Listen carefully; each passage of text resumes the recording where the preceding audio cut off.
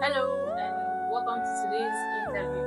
So I'm Lydia by name, a dental professional and who is also interested in the clinical and ecological aspects of it. So I'm excited to have Dr. Darren in our midst, who is a skilled and experienced dentist. So he has been in this profession for 6 years. So Dr. Darren will be telling us a couple of things.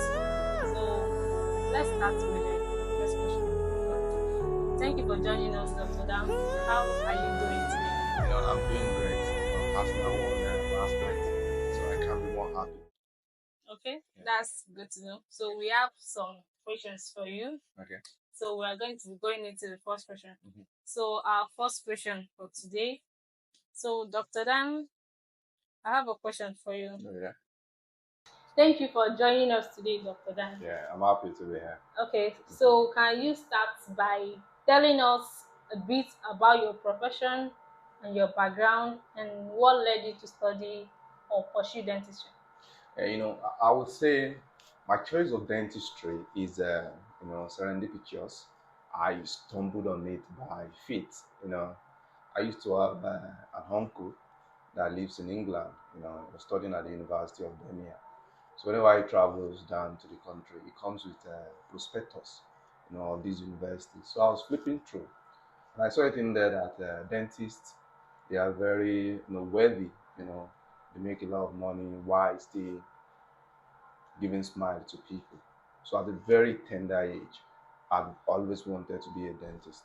Then when it was time to write the university exams, done with high schools, and there's pressure on you. You are the best student in high school.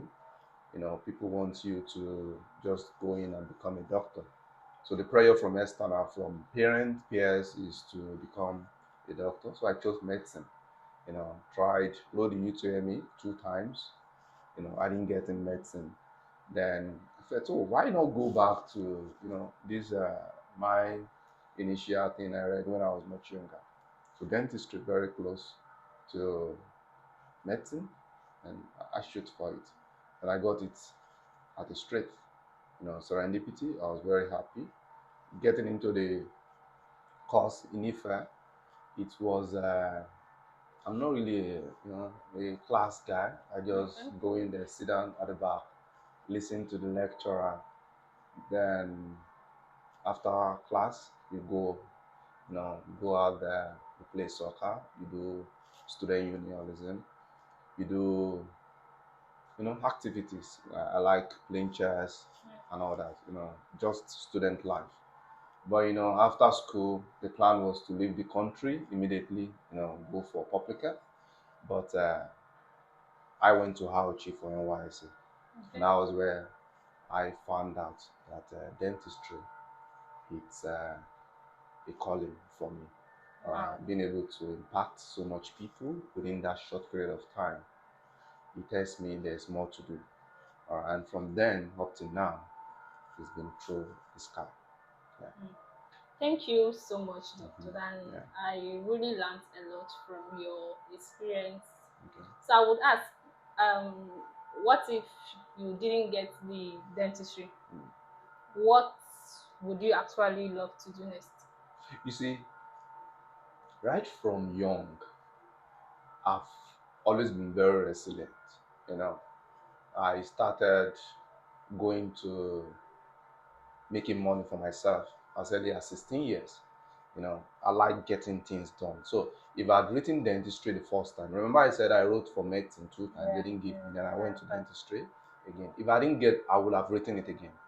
And if it were to be now, when there's a lot of social media, the gadgets, the technology, maybe I would have done something in the line of computer, do a software engineer, coding, designing and all that, because you can be back at home and make money online.